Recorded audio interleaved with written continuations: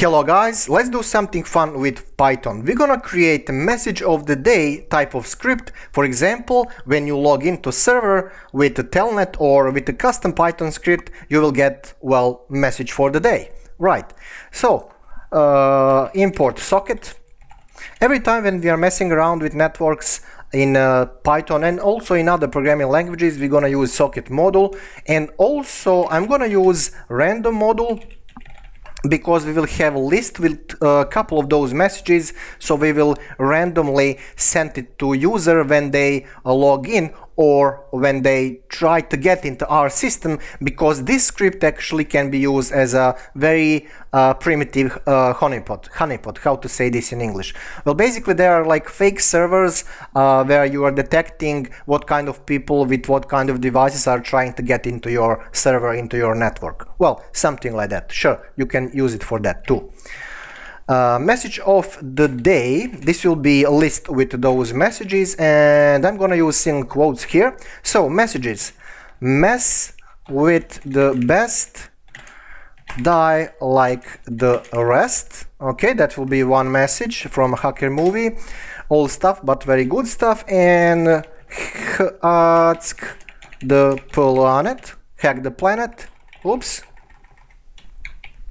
And also my favorite, which is of all things I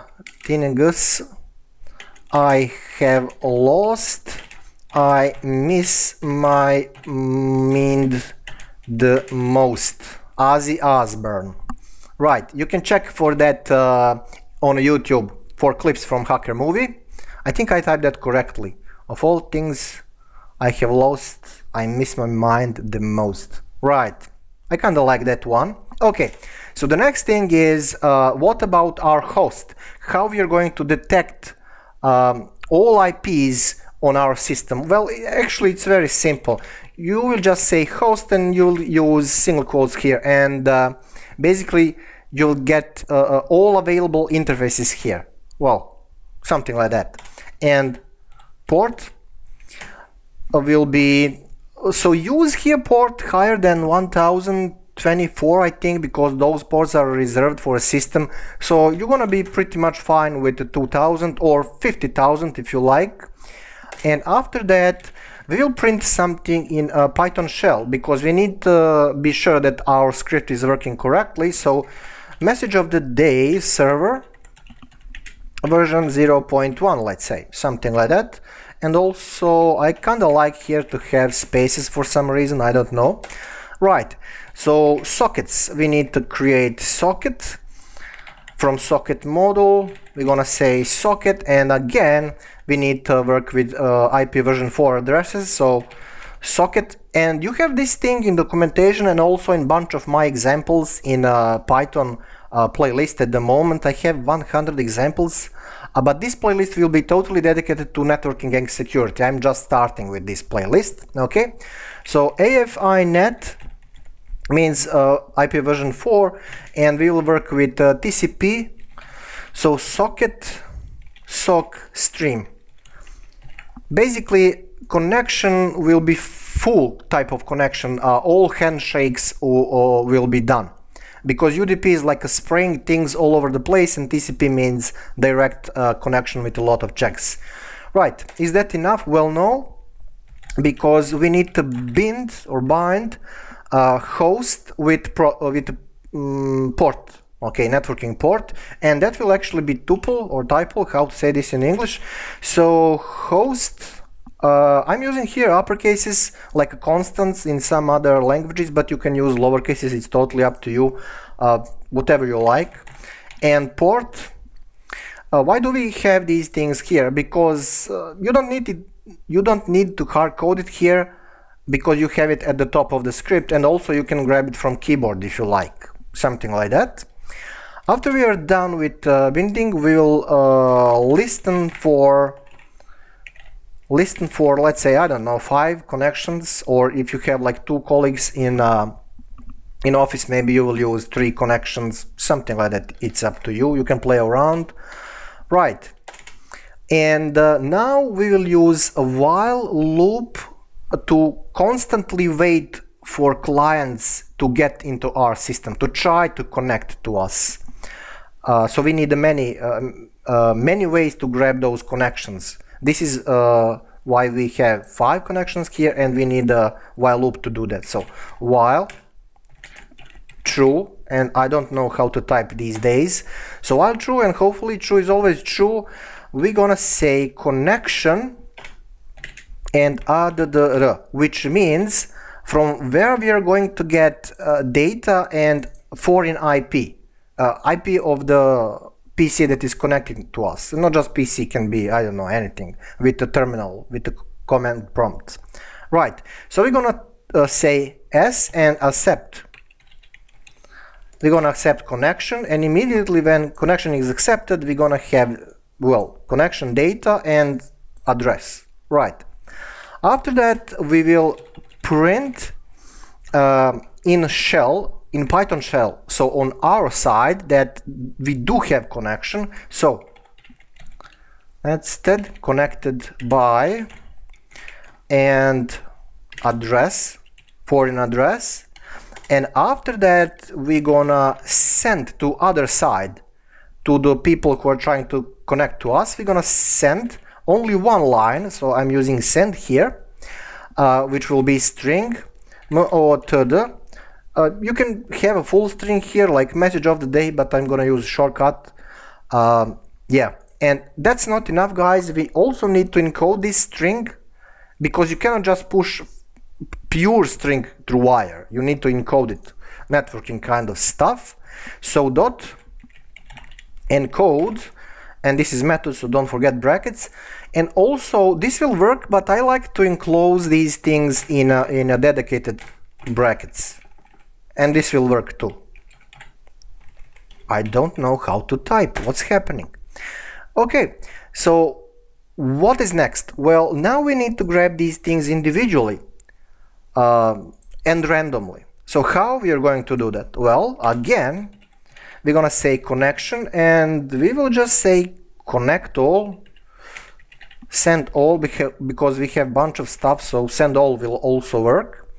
And now we will target that module. We need it because in that module we do have choice method, and here we need to pass the list with the stuff, with individual elements, so we can randomly grab from that list. So that's argument you need to pass right here. So that is method, and is that enough? Well, no, because we also need to encode also that. Encode, and yeah, when I press F5, I think that the script will work. Yeah. The server works, but I don't have any kind of connection, so I can write, custom Python client script for message of the day. But yeah, we can also use telnet. So just open telnet or command prompt terminal in your system, and I'm on Windows, so it's really not important what kind of system you're using.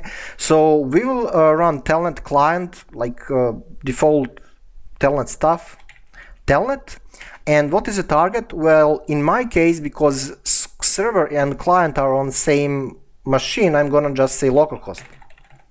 And of course, if your friend is connecting to your machine, so your IP need to be visible on internet or through virtual network or something, or you need to be on a local network where you have all IPs in your office visible to each other. Right, don't forget port, guys, don't forget port, it's very important. 2000 or whatever you like, what is defined right here. And when I press enter, yeah, so there you go.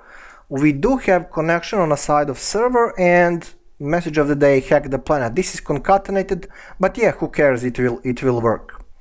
Right, so this is one client, say one of your colleagues, and let's like imitate another colleague, also telnet localhost 2000, and hopefully we'll get another random message, maybe. Let me see. Oh, again, hack the planet, and immediately the previous colleague, let's say, lose the connection, and let me just try to get something different than hack the planet. So maybe I will succeed. Telnet localhost 2000, and hopefully I will get, yeah, there you go. So random works fine. Mess with the best, dial like the rest. So that will work fine, and because I have small number of messages of the day, of course, that often I will run in the same message, like happens a couple of seconds ago with these terminals. See, hack the planet 2 times. So let me check. Right. How to push this down there, this message of the day, and a little bit of space here. What I can do here is, I don't know, like I can try to encode another line, but this is, yeah, this is networking kind of stuff, so maybe it will work, maybe not. So I don't know, maybe this will work.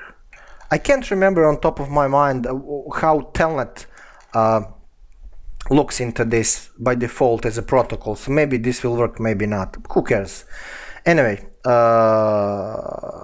CMD Telnet localhost 2000. Maybe I will get that space or something. Yeah, it works. I remember correctly, like stuff from 2 decades ago. Cool, it works. Yeah, sure. I mean, you can upgrade this thing so much, but this will also work. So I was, talking about Honeypot. Well, you can change this script in such a way that it will imitate like a login to some very serious system. So this can be like a login prompt and something like that. So when they hook to your machine, then they will just see that login and they will think, oh, this system is kind of serious, I must get into it. And then you will check what they are doing on a network, IP addresses, packets, the time when they are trying to get into your system.